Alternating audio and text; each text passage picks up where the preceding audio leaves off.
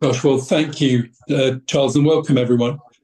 Um, I'm sure there may be some other people who join us, but it's quite an exciting time because we are on the eve of World Values Day. Charles, is it the 8th World Values Day or the 9th? It's the ninth, I think. Yeah. Oh, the 9th. Okay, so very exciting, on the cusp of um, some great things. And so a very warm welcome from this event, which um, has been organised by the UK Values Alliance as a part contribution to the sort of value-thon, which kicks off tomorrow UK time. The other thing I wanted to do very briefly was to introduce our main speaker, who is Ed Mayo. I'm sure some of you are already very familiar with him. Ed is a member of the UK Values Alliance, and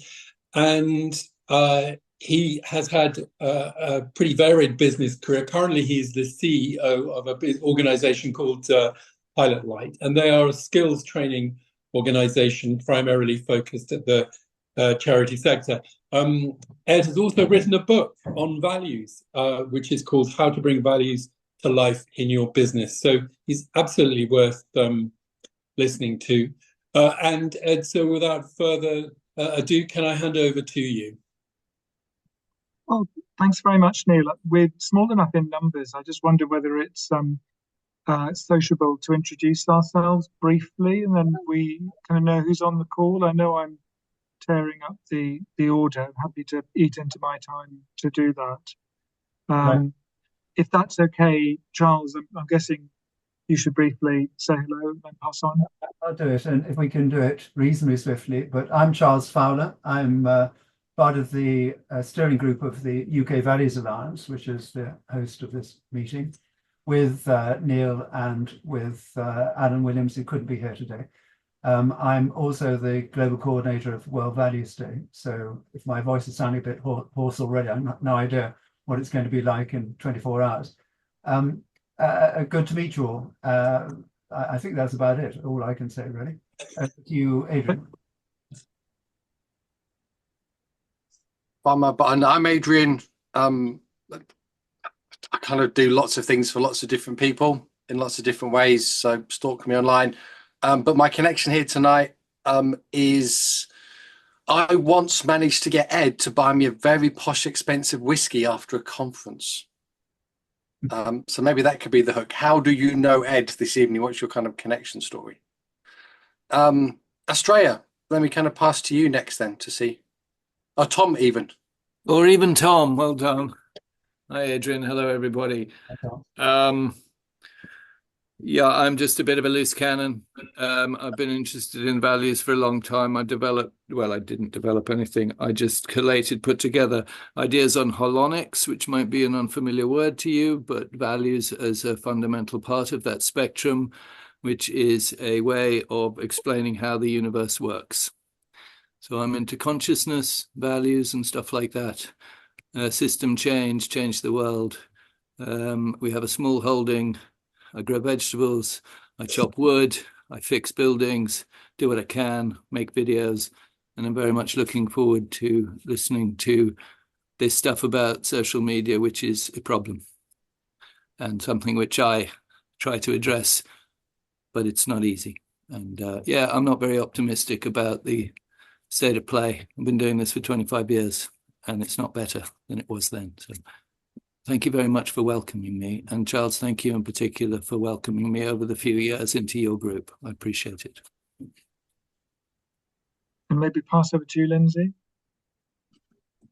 Thanks very much. I'm Lindsay West. I am a member of the UK Values Alliance and a supporter of World Values Day since the beginning. And I know Ed through the UK Values Alliance. My day job is as a coach. So I work as a values coach. So helping people to understand, explore their own values and putting those values into practice. And author of a book called Coaching with Values for Coaches. So helping other coaches to use values in the same way I do. So that's me. Over to Emma. Hi everyone. I'm so sorry. I hoped it would be a really big group and I could just hide away in the corner while I packed too much into my life tonight. And I will have to go off camera. I just thought I'd say hi.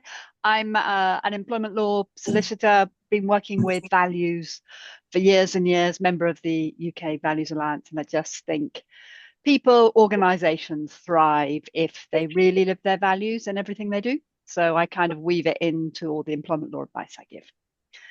Working with organizations mainly to try and get them to just create better places and be compliant.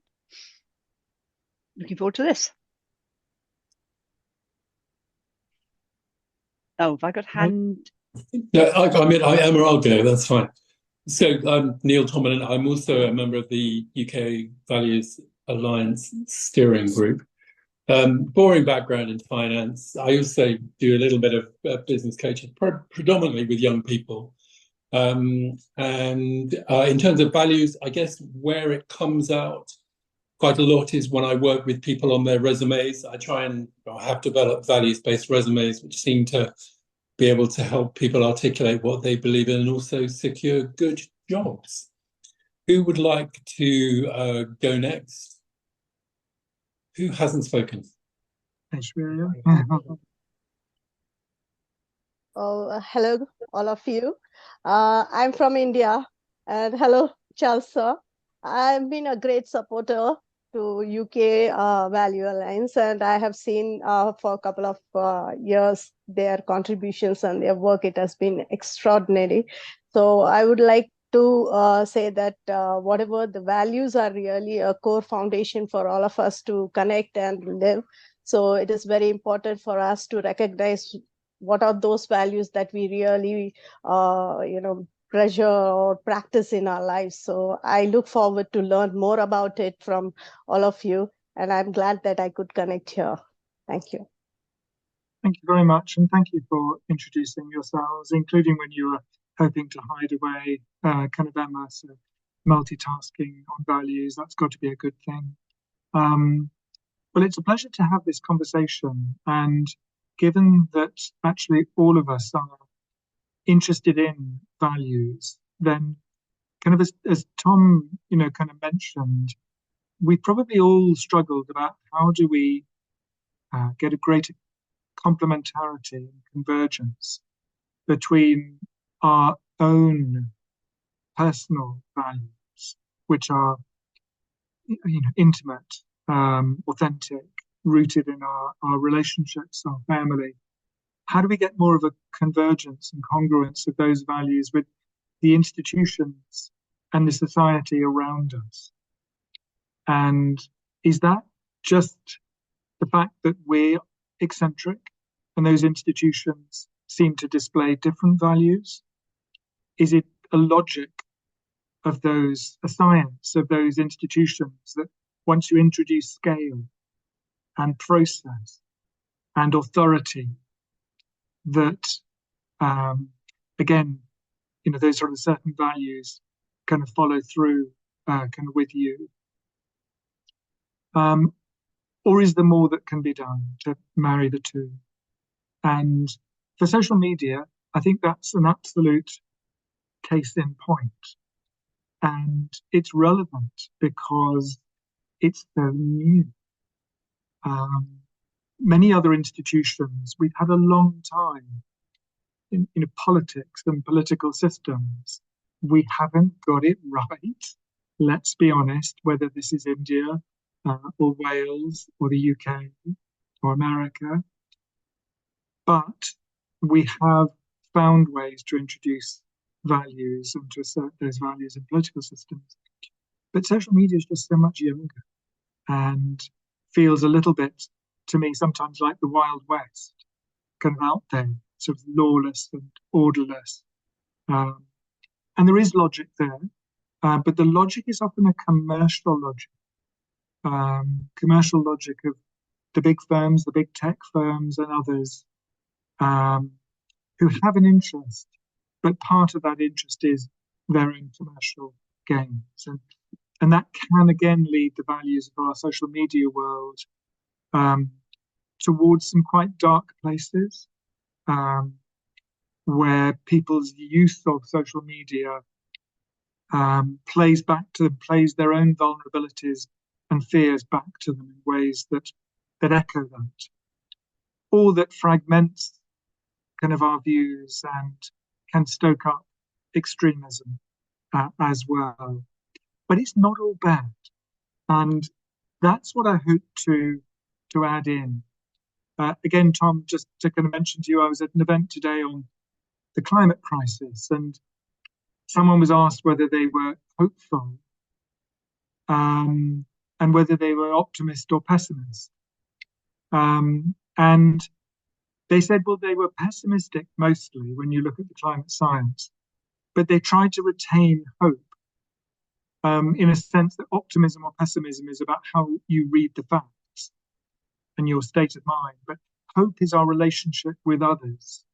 So I was intrigued by that, the hopeful pessimist. I don't know whether that's possible, but let me have a go being a hopeful pessimist and with this topic this evening, which is on the democratization of public life.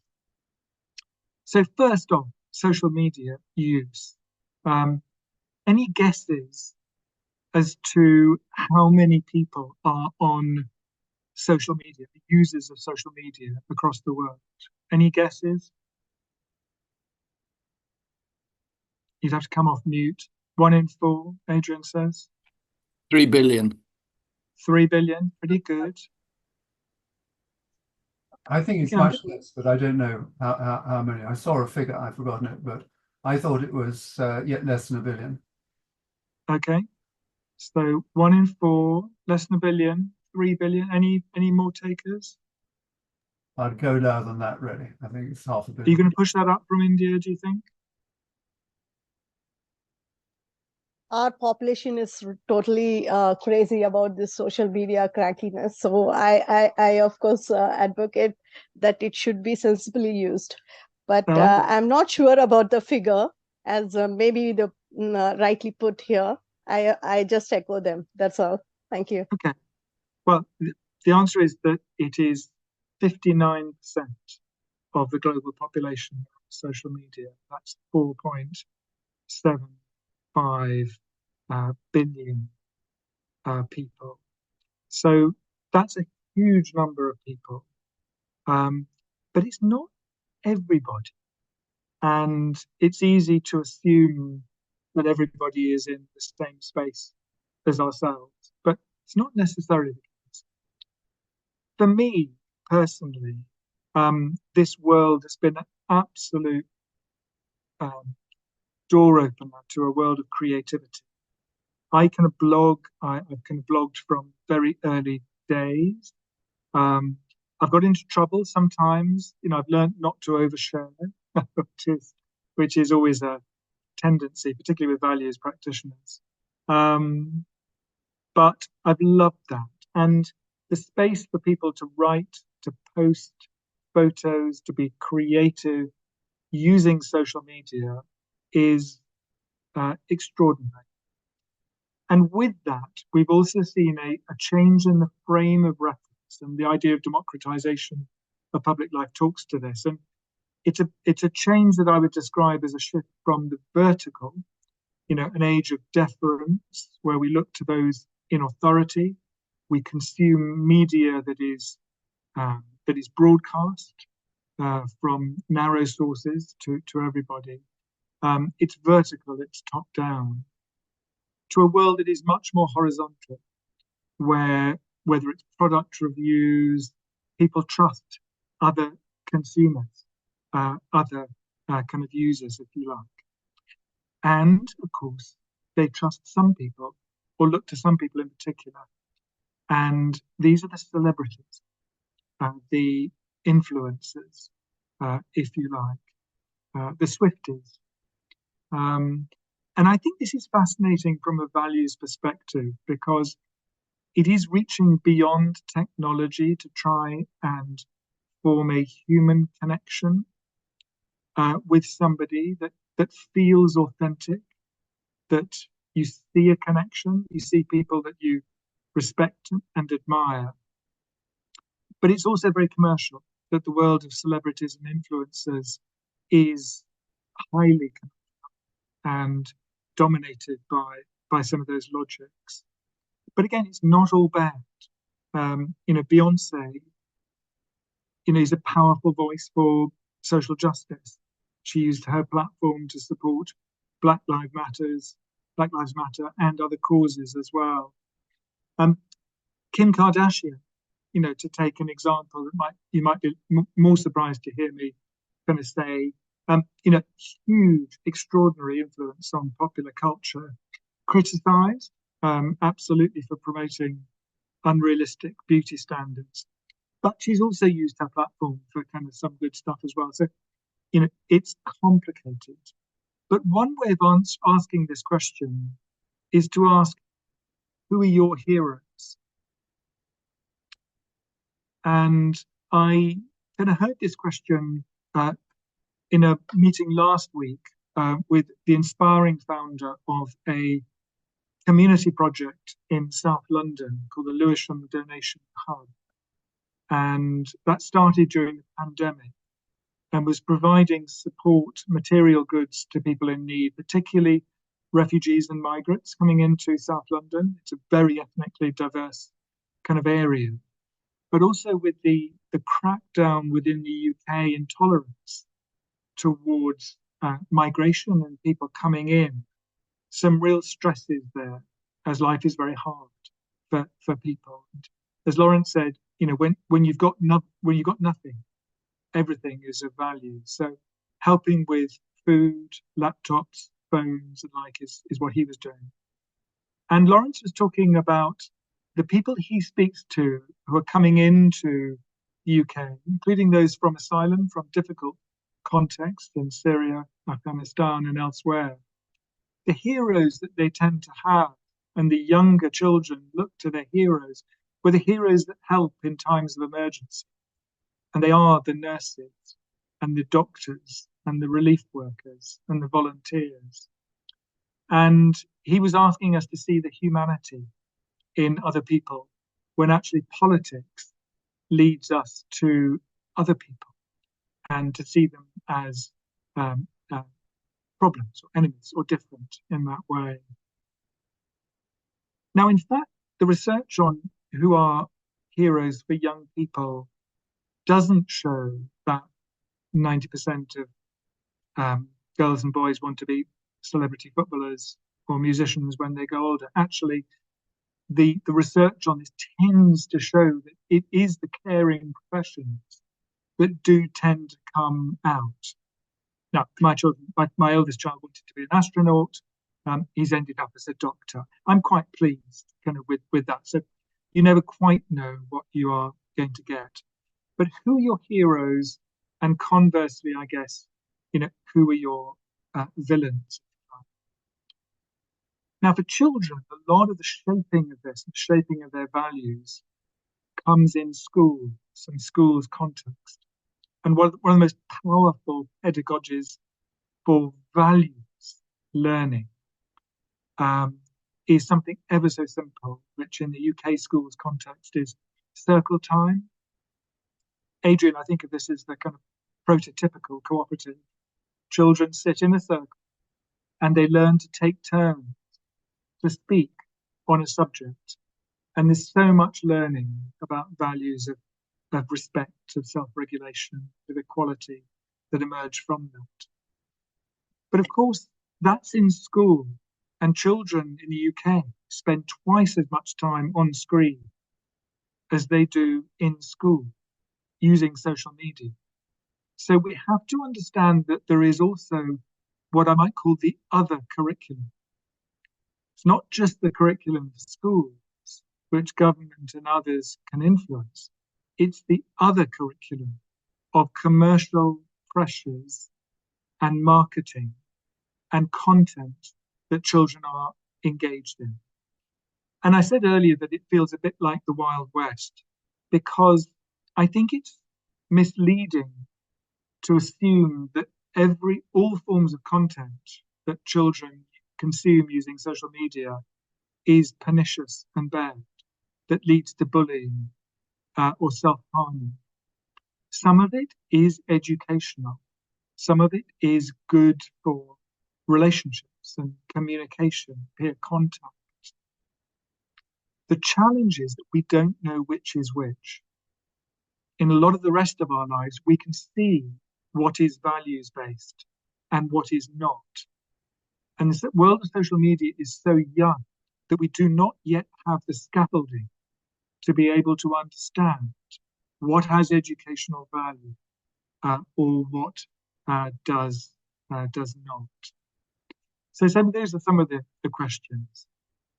Now, I think just in closing this initial conversation, where I've hoped to open up this question of the democratization of public life, I'm going to end with 3 questions. And I think Neil is going to kind of support us through thinking a little bit about those questions.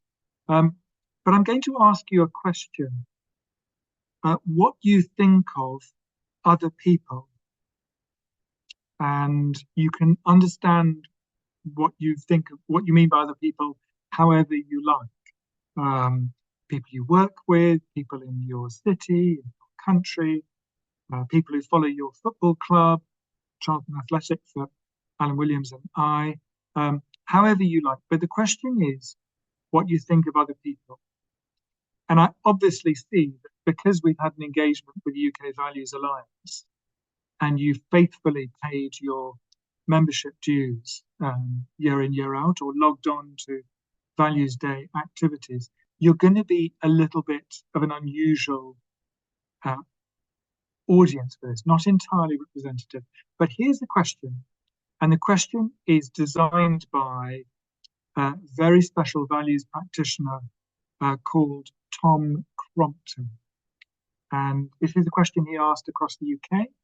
And then he did a specific piece of work on the Northwest, where I think, Adrian, you probably are, those cussed Lancashire folk, as Beatrice Webb said 100 years ago. And Tom asks this question: are other people more compassionate, or are they more selfish?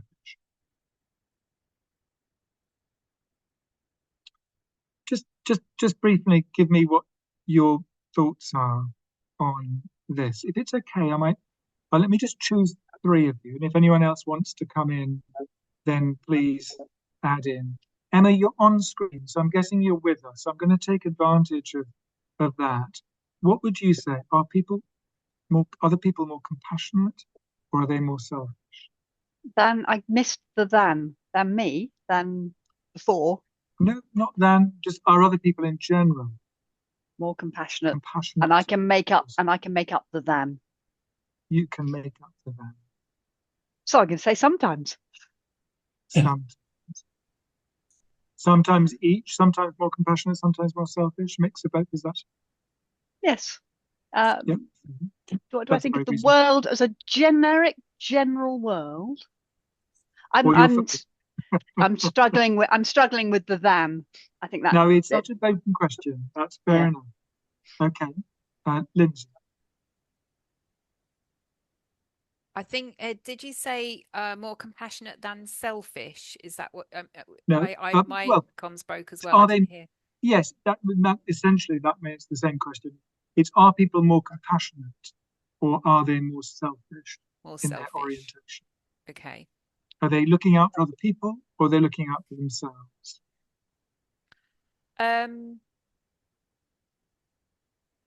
I think most people are somewhere in the middle, actually, on the whole. Yep.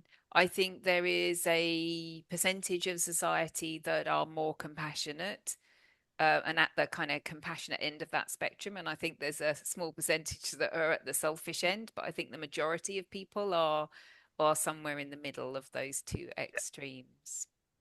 Thank you very much. And Neil, can I come to you? Yeah, I think for me, because I'm a serial overthinker, for me this is context based, I would say. So there are times in certain situations when being selfish is the right thing, and there are times depending on context, where being compassionate is the right thing. So I think for me, this is about taking the right action depending on where you find yourself. So that's the way my brain looks at this, rather than a sort of, are you, because there's no, selfish is a very interesting word. It tends to be a word that has negative connotations, but actually I don't necessarily see it like that. And if you're particularly task driven, for example, you may be someone who needs to focus. And if someone wants to interrupt you or distract you, you'll say, "I'm really sorry, I'm got to get on with this bit of work because you've got a deadline." So I suppose my response to that question, Ed, is a slightly different tangent to how perhaps the other two people addressed it. Thank you. And there's a really interesting take on context. There's some research around whether people are compassionate for people in need on the street. If they see somebody on a street who's lying down and needing help, if that person is wearing the same shirt as the football team that you support, then the numbers of people who are willing to help kind of increases dramatically. So it's a funny example of context, but of course that's right. And Emma, Adrian, thanks for those comments as well. Well, I won't put the rest of you on the spot, but let me give you the results from the social research that Tom has done with kind of survey results across the UK population. The results show that if you ask people about themselves, do we think that we are more compassionate, or are we more selfish? If we ask that question of ourselves, and Neil, I guess your answer on context would be maybe the same for both, but if you ask that question, the result is 3 out of 4 people, so 74%, say that they place greater importance on compassionate values than on selfish values. And that's pretty much the case irrespective of age, gender, region, or political persuasion. So we believe of ourselves that we are more compassionate than selfish, more ethical, if you like. At the same time, just over 3 out of 4 people, so 77% of respondents, believe that other people, their fellow citizens, hold selfish values to be more important and compassionate values to be less important. So a little bit complicated, but I think quite profound in terms of what is playing out here about the mismatch between our personal values and the institutions around us, social media or more widely. So we believe that we are compassionate, but that others are different, that they are more selfish and less ethical. And this difference makes an impact because when you believe that other people are selfish, you're significantly less likely, the research shows, to get involved in joining meetings, voting, volunteering, all of those good kind of pro-social activities. They feel less responsible for their communities, and they also report greater social alienation. And the opposite is true. People who have more benign views of their fellow citizens, they're more likely to get involved, more likely to help out. So I think that's in closing, kind of quite a profound cultural disorder, sort of driving a kind of private good, public bad kind of process. Even people who are motivated to be kind to others, they won't take action because they fear that others will not return their kindness. So we've got 3 questions that I thought might help. And these have been worked up with help from Charles and Neil and Ellen Williams as well. First is, who are your heroes and villains, and why? The second is, how do we encourage values in social media? And the third one is a wider question around democracy and democratization, is, what would contribute from a values perspective to a more healthy democratization of public life?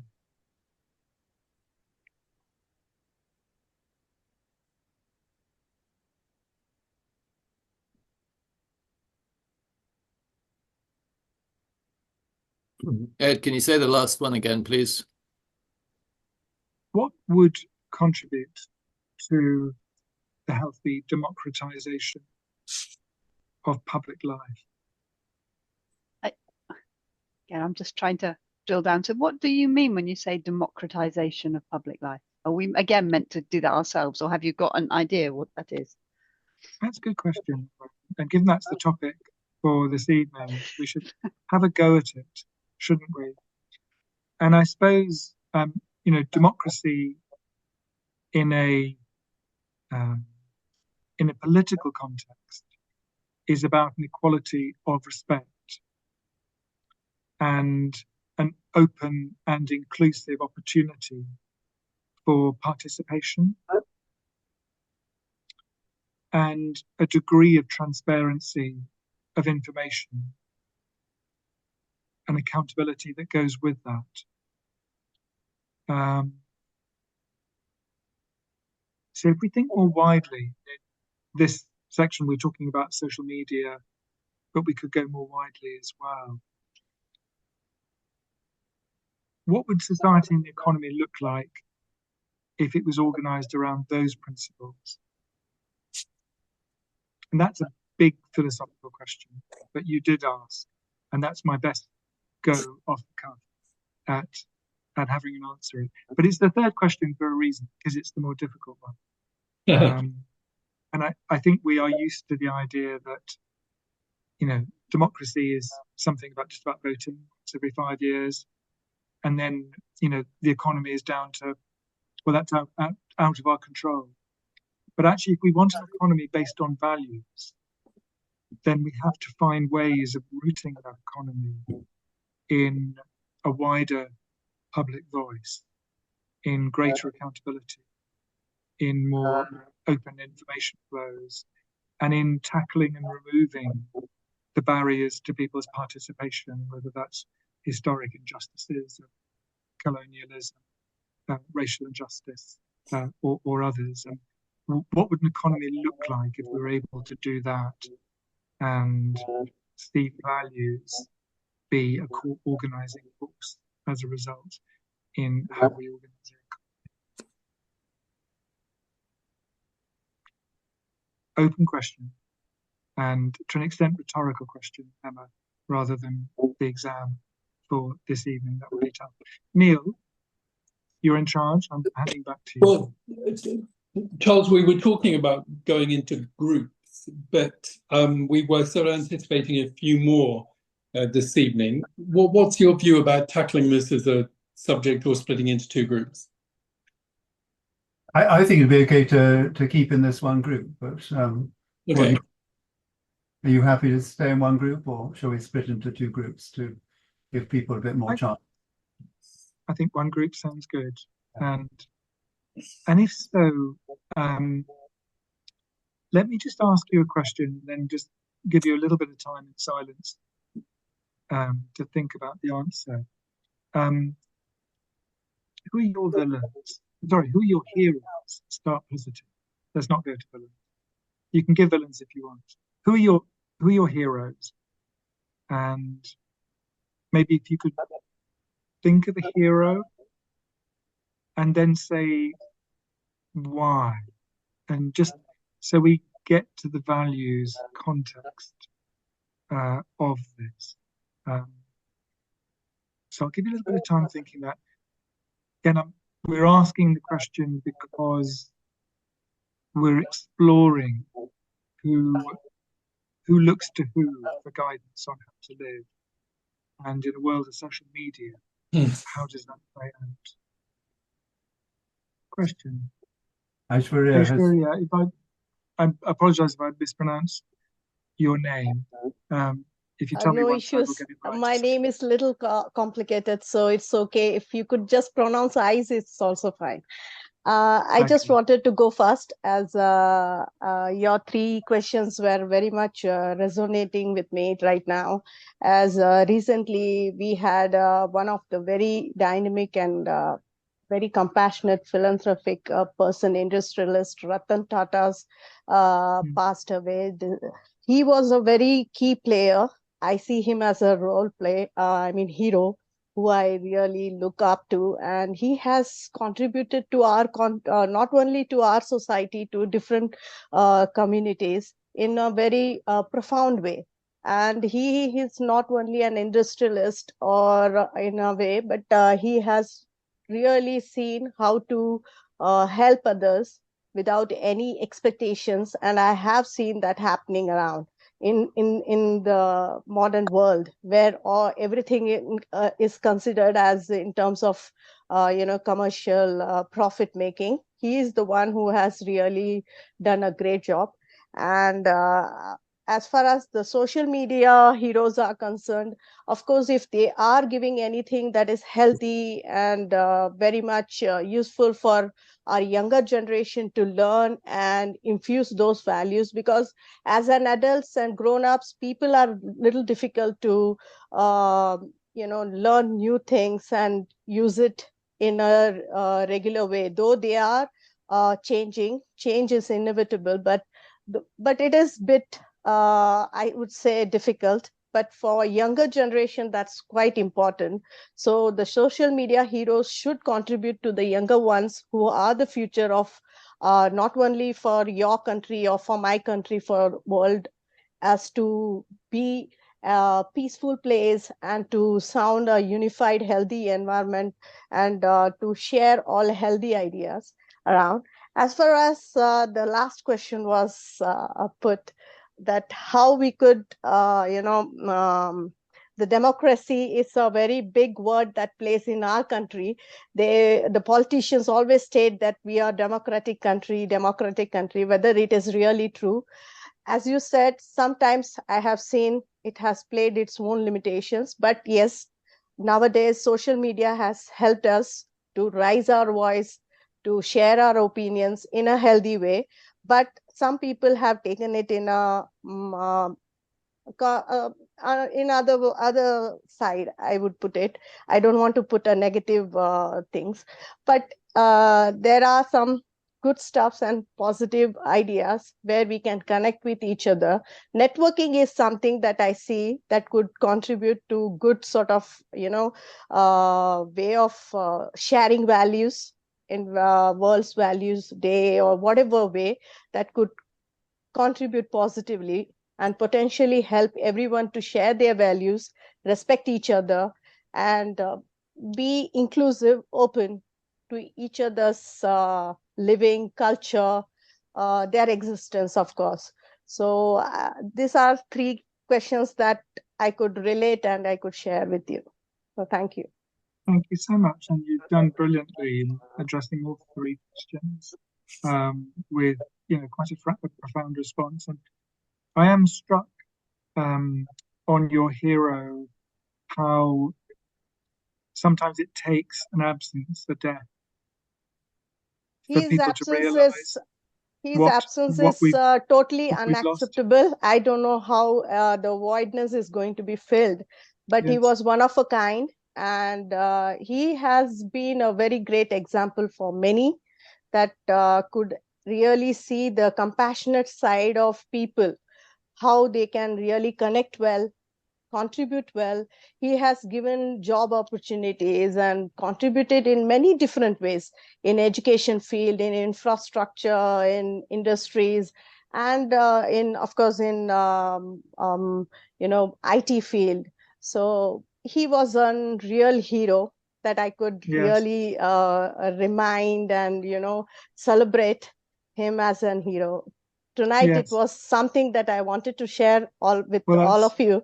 That is something that I felt that I should highlight, because I really look up to him I don't know for how I can make some difference in life, whatever it might be, but I want to be to some extent like him, making some Thank little you for difference that. in others' life. Yeah.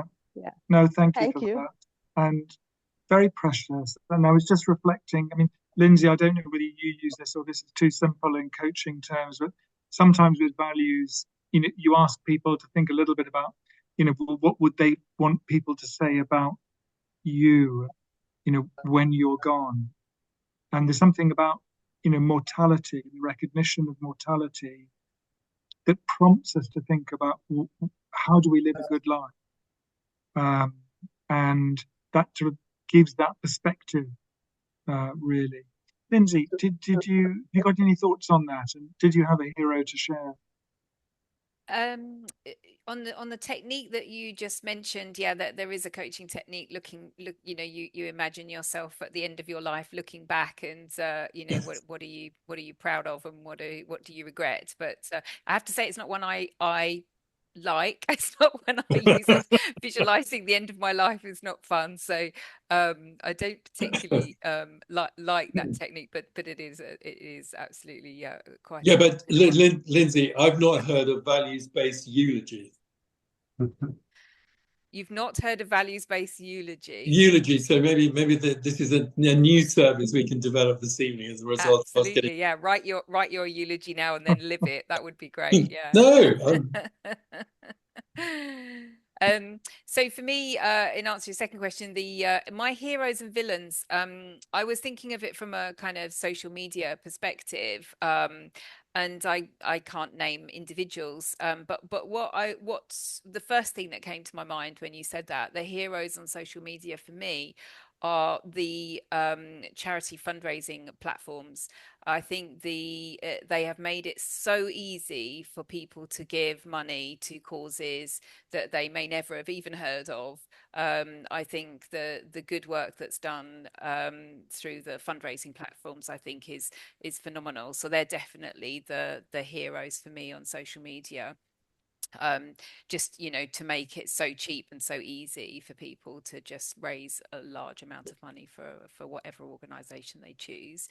So they're the heroes. The villains, I think, are organizations or individuals who take advantage of the platform to get money out of people. So the exact opposite. So people that sell stuff that looks fantastic in the picture and is absolutely rubbish when it turns up on your door, and they take advantage of children. My daughter has fallen for that on many occasions, bought stuff online because it looked great in the picture and there was loads of great reviews, and it was absolute rubbish when she got it. So people that take advantage of people via social media, I think are for me the big villains of the piece. So yeah, that's my answer. Thank you very much. And again, just reflections on that.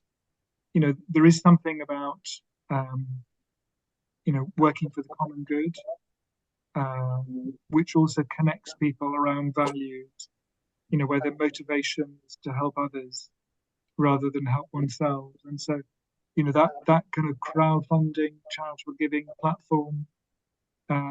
Adrian, a lot of the projects you'll be involved in will be using those, raising capital, equity as well as donations to do good stuff. So I think that's a lovely example of heroes to choose. And then, those rogue operators that are, kind of tricking your daughter. I think we've probably all fallen kind of foul of those. Remind me also that this point about values in institutions, the work of the great economist Eleanor Ostrom, who before she died wrote an amazing book called Understanding Institutional Diversity. And she was trying to answer the question that Neil posed about how does the context affect how you behave? And if you're an institution, what institutional form works best for everybody in different contexts? And one of the characteristics of institutions that she points to is the need to punish people who break the rules. that actually social cooperation breaks down if people can get away with doing bad things, which I think is very innate in all of us. You know, we may all think we're compassionate. That's Tom Crompton's research, but we also love watching, you know, murder mysteries on TV. And it's all basically about who's broken the rules, can they be found? Whether it's Agatha Christie or a kind of a modern setting. So to sustain those universal values in an institutional setting, you not only have to encourage the values, but you also have to give sanctions for those who are going to act in a different way. And in social media setting, those are information. This is unregulated. There's not the alternative dispute resolution and of, you know, consumer rights necessarily that there ought to be. Let me pass on to others. Who else would like to come in with a hero or a villain?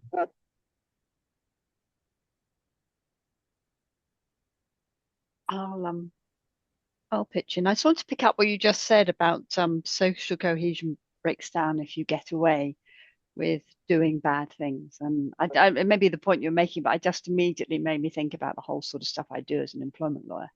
You know, that living the values, complying with the rules, and if we turn a blind eye to not doing that, it is, you just see it immediately collapse in a small environment. So I can quite see how that multiplies up. But then I'm going to take a sort of slightly light-hearted view to the sort of the social media thing, because I think for me, the heroes are the people fundamentally that I believe in. So I'm particularly interested in someone like Simon Sinek. Do you all know Simon Sinek? Yeah. He, without social media, he simply wouldn't exist. He's this amazing, thought-provoking speaker who speaks charmingly, is engaged, and even interviewed the president of America this week. So he's very, and I like what he says. So that's why he's my hero. I buy it. He really talks up about friendship and service, and that's actually what human beings are all about. So he's a big hero who uses social media. And then I'm very drawn to the bio leadership program. You know, those leaders in this world who are trying to encourage organizations, leaders, and people to be inspired by nature, led by nature. And I feel that that's a really important future for us. So they're big in my social bubble, but I imagine if I looked at my son's social bubble, they wouldn't appear anywhere. So there's that. So the heroes are the people that you like, really, aren't they? And then so my villains are the ones who say stuff I don't like at a very simple level. And you know, I believe in. I'm gonna say I'm values led. I know there's not a truth either way, but I don't like people making stuff up. So there's that whole world. And I was thinking about then, how do we make a difference? And I heard someone talking on AI once saying the really important thing is that we live boldly and openly the way we want to be. So when I'm engaging with ChatGPT, I always say please and thank you, and I engage with them like I would a human being, because I feel that positive language needs to go out there.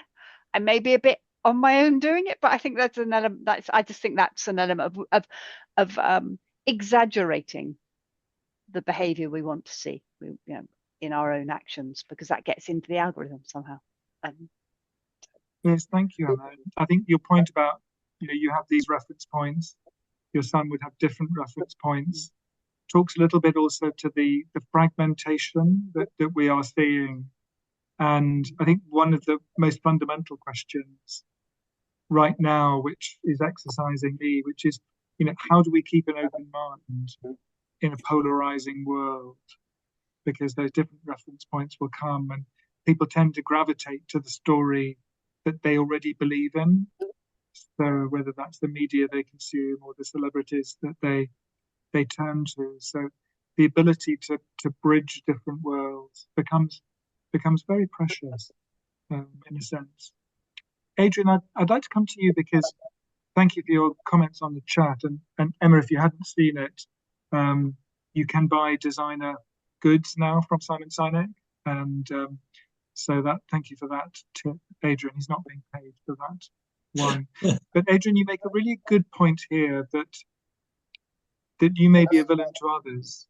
And it reminds me of a kind of comedy program where, and I forget the comedians, but they are both two soldiers in Nazi uniforms in a dugout in the Second World War, and one of the soldiers turns to another with his sort of death's head picture on his helmet. He's looking at death's head, and he said, Gunther, he said, we are the goodies, aren't we? And the sense that, yes, of course, we all will think of ourselves as heroes in that sense. But tell us a little bit more about that, Adrian. And who's your hero? I'd love to hear. My hero is someone I'm pretty sure none of you know or have ever heard of. Hands up if you have heard of Norman Heatley. Hands up then if the name Alexander Fleming sounds vaguely familiar. Okay, everyone's vaguely aware of Alexander Fleming, won the Nobel Peace Prize for discovering penicillin. He was celebrated for being messy and not cleaning up his lab, which is how the mold was first discovered. So Fleming wins the Nobel Peace Prize for discovering penicillin, the wonder drug. Great. The problem is Fleming cannot figure out how to grow the mold at scale, how to kind of cultivate it in a way that makes it a viable medium to actually to realize its potential. So he gets his lab assistant, Norman, on the case. Norman is a very diligent worker. You know, he's there as a lab assistant, never really kind of goes beyond that. But Norman figures out a way, after testing every conceivable receptacle in the hospital, as to how to get the mold growing in a way that you can cultivate it properly. Takes him ages to kind of do it, but really methodical. Because of Norman's dedication, penicillin is the kind of available today. That's why he's one of my heroes. That diligence, just quietly keep turning up day to day, keep trying stuff out. It doesn't work, try it again. Doesn't work, try it again. You know, we've heard of other inventors around the world who kind of go, oh, you know, I didn't find the way to make the light bulb. I found 10,000 ways not to make a light bulb. And then I bought the design from an electrician in Liverpool, but don't have that bit. And he's not recognized. So I love that fact that, you know, again, that inspiration we get. I also really love the fact that what he hit upon in the end, that was the wonderful artifact that allowed it to do, was a hospital bedpan. So yeah, where there's smelly stuff, there's good stuff to be found.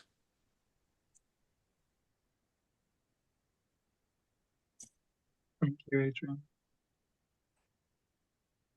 Tom, Neil, Charles. I can talk a little bit about heroes. I think there's quite an interesting divide between how you look at this when you are a child and how you look at this when you're an adult. And, you know, when you're a kiddywink, you're so excited by your heroes. You don't really examine them or criticize them. And you're obviously clearly frightened by your villains as well. And I think it's interesting how, as we transition into adulthood, it is about obviously a greater awareness, it's a greater cynicism. But I was reflecting as people were talking about, well, I was really excited that some people are still excited about heroes and villains. Because I feel that in that excitement, there's a lot of life to be lived. In my case, my hero is very straightforward. It's someone that I knew, who's a guy called Ben West, whose brother committed suicide when he was still at school. And the reason that Ben is one of my heroes is because of what he's done with his life from the point of that tragic event, meaning that he's now a pretty well-known mental health campaigner. And when I've examined my heroes, they are, in general, people I know or people who have gone through adversity and come out the other side. And it's the recognition of the work they've done that has really cemented their hero status in my mind. It's to do with resilience, it's to do with the determination, and it's to do with creating a positive situation for others out of something that was pretty grim. So that would be my hero. Yeah, thank you, Neil. That is profound, and it, reflects also their, theatre and storytelling in terms of characters that face challenge, tragedy, possibly, and come through, are resilient in the way that you describe, emerging through. So there's echoes there in culture about the same respect for people who have turned adversity into something that is positive in that way. Absolutely. And there's a whole philosophy of values that says that values are set, they're frozen, if you like, in times of adversity, in times of stretch or stress. And this is essentially, it's my interpretation of existentialism. So it came out of the Second World War, where the Nazis were in France, in Paris. How were you going to behave in the context of that oppression? Did you join resistance? Did you collaborate with the invaders? Were you neutral? And Sartre and Camus sort of developed this idea that your values, your character, true character, comes into existence when it is really tested. You're waiting for that moment to really see what might kind of emerge. And your story, perhaps in that way, is an example of that. Yeah, definitely. Whether that holds true or not, I don't know. But it was a good theory. Yeah, Charles. Yeah, I think all these stories I think are very interesting and illuminating. I think a common feature of them all is people who have humility, and I think humility is a very underrated value, really. I think they can be rich people who have humility, like Ratan Tata, as Aishwarya mentioned. I think he's a wonderful man. By all accounts, and a tremendous benefactor and philanthropist. And he was self-made. I mean, he did come from a family already had a business, but he built that business up to be a huge business. So he wasn't just, he wasn't a junior Getty sort of dispensing the largesse that his robber baron grandfathers had amassed. Well, sorry, I shouldn't say robber baron on this recorded program. So humility, I think, is a big factor. And I think it's the unsung heroes that really appeal to me for that reason. As I say, they may be sung. Being sung isn't a barrier, but so many are unsung. And I think we underestimate the quantity and quality of what ordinary people are doing around the world. There was a one that if I had to name someone, I could name many, but there's someone called Vivian Thomas who was I know him because of a film that was made about him years and years and years later, way after his death. But he was grew up in a very poor black community in Tennessee. And he, with great difficulty, got a job in a hospital eventually. He was very interested in medicine. And he got a job as just a very menial assistant. Eventually managed to squeeze his way. And he ended up, because he had tremendous ability in putting together equipment, and it turned out he had great ability in being a surgeon. He became the assistant of a well-known surgeon. Eventually, this is in the Johns Hopkins University. He migrated slightly to Maryland, and this surgeon was doing investigation into how to treat blue babies, babies that asphyxiate and die. And in the end, he developed a method for this. This is the senior man, his employer. But actually, when it came to it, there's this piece of surgery. The surgeon, the famous surgeon, turned out to be less skilled than Vivian Thomas, who took over the surgery and actually did it far better than this famous surgeon. And then there was a tremendous, it became a famous case, this surgery on the blue baby, and people flocked to bring their babies in, get them cured. And this famous surgeon, I won't name him, he's called, I was just looking up because I couldn't remember, Layclock or whatever. He got all the credit, and he took the credit.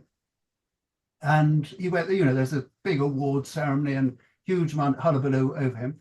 And Vivian Thomas said nothing. And he looked from the outside. He was black. He wasn't even allowed to come into the award ceremony. This is 1940s US. And he actually stayed on there. I mean, he was obviously quite humiliated, but he decided he was making a real contribution there. It would be very difficult to get that position somewhere else because he had no real qualifications. He wasn't able to get qualifications.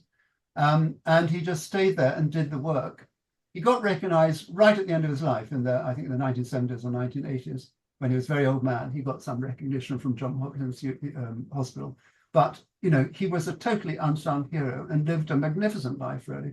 And I mean, the fact was he contributed hugely to medical knowledge, but that's, I guess, not the reason to admire him. I think it's just the fact, his character, his values, everything really was absolutely remarkable and a great example. And I think we underestimate how many of these people there are out there. There's so many. I mean, look at World Values Day. We've got this wonderful chap called Deepak Fakey. If you're listening, Deepak, you'll be very embarrassed, but you won't be listening to anything like this because he doesn't, he just goes around the UK and he plays games with children. He makes up games for children. They're values-based games. He makes up games for children, takes them into schools, has sessions with the children. He's been doing this for 30 years, 40 years, or whatever. He's now retired, but he still does. He's just made up a new game for children for this year's World Values Day, which is a game which children can play and adults can play, but also children can play with adults. And it's wonderful for connecting children, grandchildren, let's say, with a grandparent who has dementia, because it's a card game and it reminds the grandparent of memories that are long buried. It's, they pull a card and, what was the first movie, or they ask questions that take them back to, and he's got a wife who suffers from dementia, so he had a very personal interest, and he's been looking after her for a number of years. So people like that, I think, are just all over the place, really. And I think the answer to the Tom Crompton dilemma, which is echoed by a lot of other research, isn't it? All the Barrett values, national values surveys have been done around the world, about 40 of them now. One just coming out in Brazil. They all show the same thing. I mean, it's true. People claim they have good values, but they don't think other people do, and therefore, most probably, that's why they don't put them into action. I think it's absolutely true. And the only thing I think we can do about that is to just try and shout about people who are, most of whom would be terribly embarrassed, about people who do this wonderful work. And it's loads of people. I mean, not so spectacular as the ones we talked about, but just lots of people to quietly go about the business. I mean, Emma was saying in the chat about her mother, and how many people like that there are around the world, and we just underestimate. And if we knew more about them, we wouldn't be so negative about, in our views about other people. We'd still be assailed by a 24-hour newsfeed that is hugely negative. But nevertheless, we'll be fighting back. So, I mean, that's my only thought. Well, my main thought has been for some time about and it's about World Values Day, of course, and the UK Values Alliance, and a lot more. We that's the way to change, to try and influence the conversation on social media, from trampling your own virtues to or whatever, your own achievements, I should say, not your virtue, to trying to raise awareness of wonderful work being done by people, wonderful values in action. Sorry, it was a long speech. Well, thank you so much for that, Charles. And that says so much of why you do what you do, and the instrumental role that you've played within the values community, the UK Value Alliance, and the World Values Day. And thank you for your motivation, your determination to do that. I love the fact that we would ask who your hero might be, and you can't stop because there's so many that are out there. And I think that's a really inspiring kind of point too. Tom, I want to come to you just to because I'd love to hear your kind of thoughts on this, and then we will, I think, start to wrap this together and take it back to the question about the world of social media. Tom. Hi, thank you, everybody. I've enjoyed that. A lot of my buttons have been pushed by this conversation, and I feel I could talk for a long time, but I won't. I'll try and answer the question. I suppose the nub of the question was heroes on social media. And so when that sort of came into my head as a question, my thought was people who tell the truth. So not specifically necessarily. There are people, and you can go through my feed and see who I copy and paste and such like. People who stand for truth and disclose things. I'm not so interested in promotions, self-promotions and such like. People who give help. And then more broadly, I've thought a lot about things like heroes, and you also mentioned two of my other like trigger words have been mentioned, hope and charity, which I think are very dangerous actually, but anyway. And so my own personal heroes, you can go and look at the books on the shelf and you can see who I like to read. And I suppose just as a matter of principle, and that's my own principle, and to disclose my religion, I would say that my hero from that bookshelf would be Terry Pratchett. But that's just because he's a go-to, thank you.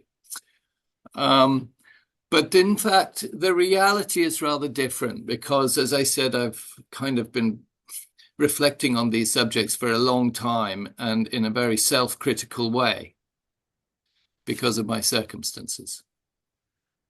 And so I kind of can look at it and I can say, oh, I don't even know Terry Pratchett. How can he be my hero? But I do know Noel, who lives up the road and had 2 jobs when he was a kid, and he fixes my car with a smile and he comes and bails me out when my bailer breaks. And he's my hero. He's my friend. But that kind of person who is straight and part of a community, he would go out at 1 o'clock in the morning to help somebody with their broken car and such like. Another friend, Jerry, who creates weird little things of metal so that my tractor can work again. And he sticks around and he employs whatever it is, 6, 8 people in the local community. And so I've sort of started to become aware of the notion that looking out for celebrity is actually very unhealthy for us as a species. And really, our community is much closer to us and our heroes are within our community. And that maybe reflects some of the things that have been said about humility and the people that walk among us. Because I know for certain that I am walking among angels here, right? Carmel up at Chalkbreed, who's been running that center to help people with their mental health and so on for 30 years, I think now. She's in her late 70s, maybe she's hitting 80 soon, I don't know, and so on and so forth.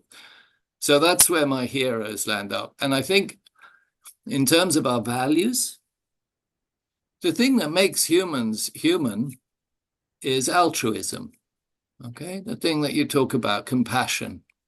Okay, this quality is something that humans have, and it's not a human thing. It's an emergent characteristic of consciousness, in my view. I look for universal constants, how the universe works. So I take a universal perspective rather than a human-centric perspective. I try to be critical of myself because quite obviously there's a lot to be critical about. And so a lot of it has to do with context, as you've said, and context is about culture. And these days, a lot of us are in the same kind of culture, right? If I can refer to the book, which has been doing the rounds for the last few years, this weird culture, Western, educated, industrialized, rich, democratic, which has a certain kind of way of behaving. But within all of this culture, one of the things which is consistent and we are all exposed to is competition. And that's, we can talk capitalism, we can talk competition, but we live in a world of competition. And when we have competition, somebody has to win, but somebody loses. And so when we talk about, are we compassionate or self-centered, we're all really actually compassionate, and that's what we want to be. But we also have to pay the rent. And in order to pay the rent, we have to do the deal. And in order to do the deal, we have to get the other guy. And that's just how it is, because that's the world we live in, a world where we all want to live like kings and have this when there are still half of the species living in mud and dirt. And actually, we're not sharing it. And to share means I have to chuck everything. I have to share. It really is. It's a very difficult challenge for us as people who need to eat and survive and have society to accept and then walk the talk. So I don't know if any of those reflections on what you all have said are foolish or helpful, but thank you very much. You're my heroes, basically. You are my heroes. I love that phrase, that you're walking among angels. I appreciate the kind of passing comments that, hope and charity kind of concern you because I can see risks around that. Sometimes I feel I'm kind of tired of being somebody else's hope. If I can put it simply, faith, hope, and charity are symptoms of a broken society. Our system does not provide the opportunities, so we must have hope. Our system does not provide the answers, so we must have faith. Our system does not provide the food, so we must have charity. It's a kind of a symptom of the fact that we have this extractive dynamic to our culture. Thank you for that. Again, that's really, prompting to think about that. And you're talking about individual levels, systems levels. And it does seem to me that, you can have compassion at a systems level. The late, great James Robertson, the economist, would talk about a health-producing economy. That health is not just individual, but it can be at the system level as well. Goodbye to those who are stepping out. And we will just draw this together just with some closing thoughts. So I want to thank you for taking part in this. We started with the world of social, and we were taking a difficult concept. Emma put me on the spot by saying, what did we mean by democratisation of public life?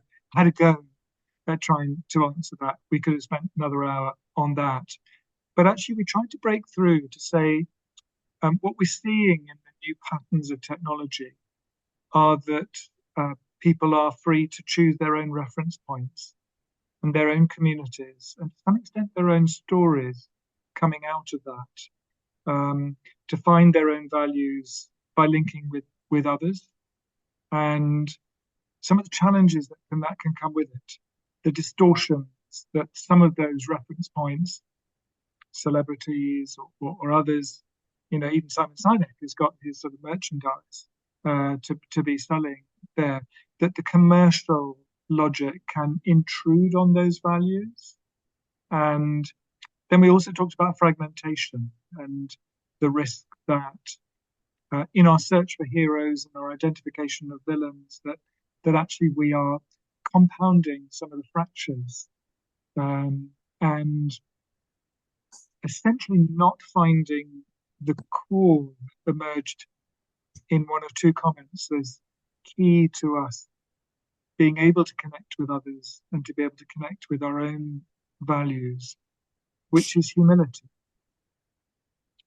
which is an understanding of our own place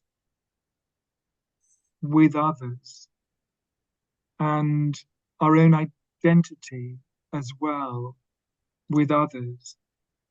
That in a world, a social media world, which is about individual entitlement and individual voice, actually it's the capacity to share and to connect. Lindsay's fundraisers, for example, or Tom, your closing comments there about, the need to be able to share. Back to, Gandhi's words about the world having enough if we share, but not if we see it as a competition between. And if I'm okay to close, and then Neil, I'll pass over to you just to share my hero. And the hero I choose to profile for you was murdered 1 year and 9 days ago. She was Vivian Silver. She came to Israel from Canada in 1974. She was a member of the Kibbutz Be'eri. She was a co-founder of Women Wage Peace, the women's peace movement in Israel. And she was a co-founder and long-time director of a cooperative Israeli-Palestinian agency called the Negev Institute. And when she died, the outpouring of love and grief for what she was looking to do to build peace, and the loss that comes with that, we talked a little bit about that, certainly makes her a hero for me, because one way or another, her life and her values are exactly what the world needs. And this is not about self-serving, it's about humility, that peace comes with dialogue, with the ability to deeply respect the other, to respect difference. And, I was hearing today in a climate context, one person said, we haven't got time for heroes and villains. The call to action is so great that actually we have to step beyond our own references. And so there's a paradox, that we have our own values and we look to project those values onto the world. If we did, we would find that others might actually be in synergy with some of those values.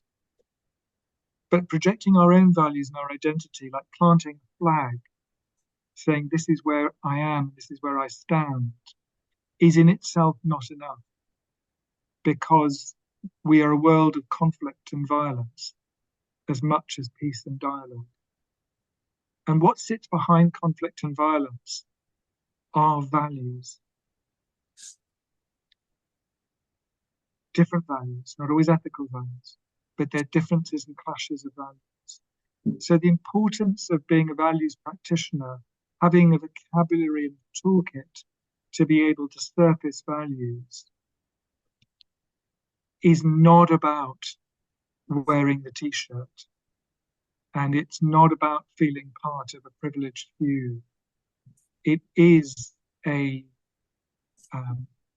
commitment and a persistence, exhausting times, rewarding times, persistence and ability to listen to others and to see what their values are and how to connect on that basis.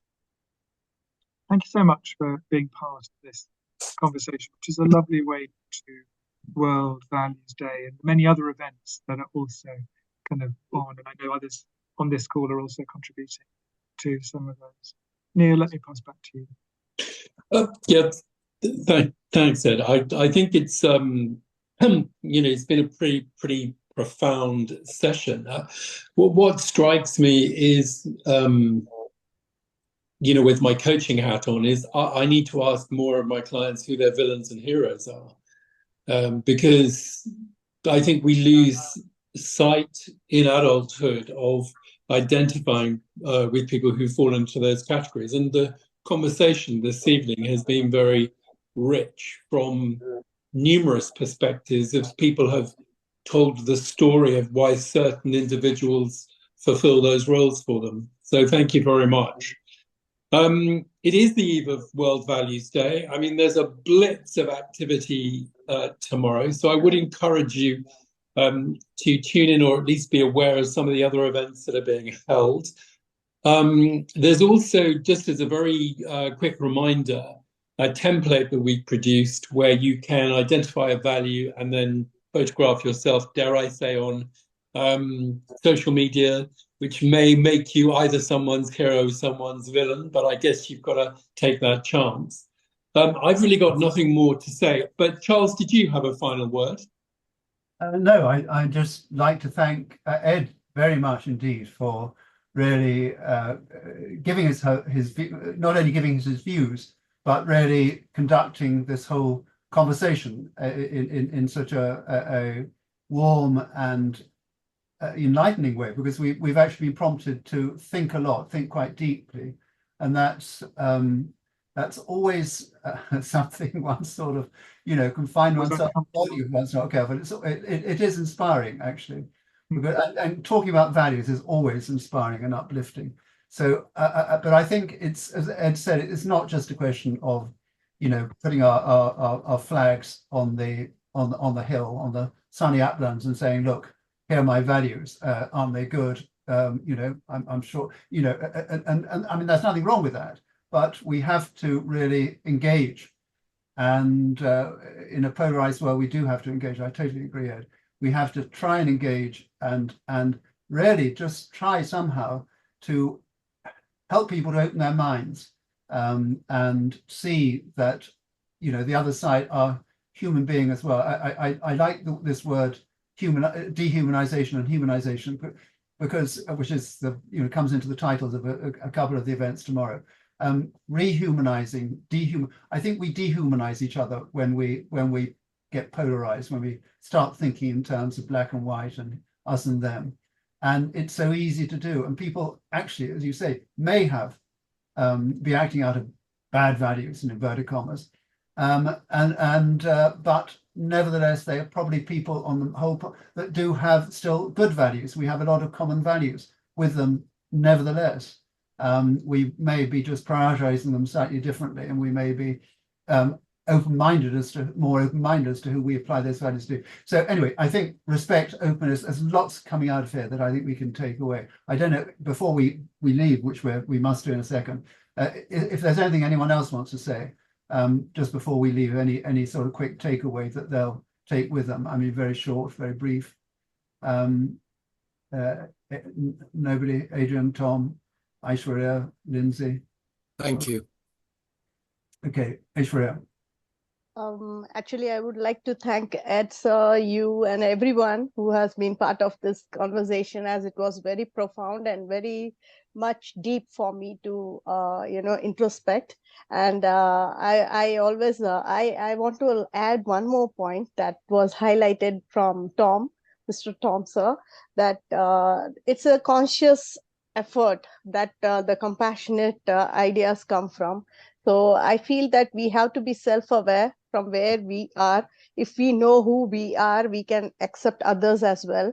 So first we have to understand ourselves and then get into others' shoes to understand their background. So I rightly echo his point that it's a conscious effort that comes. So, well, it is for whatever reason, for compassionate ideas or for sharing whatever values that give importance for each and everybody in a different dimensions, but it really helps. So being self-aware is also one of the points that I could really relate and learn today. So I would like to highlight that. So thank you for the profound conversation. It was really nice to connect with all of you. I'd like to thank everyone, really, for coming along, for attending, for contributing, for connecting, for engaging. I mean, it's been a very, very moving session, I found. So thank you, everyone, and look forward to seeing you at other UK Values Alliance events, and indeed other World Values Day events, all happening tomorrow. Fill your boots. Brilliant. Bye, everyone. Thank you. Thanks. Bye, everyone. Thanks, Thank you very much. Bye. Bye.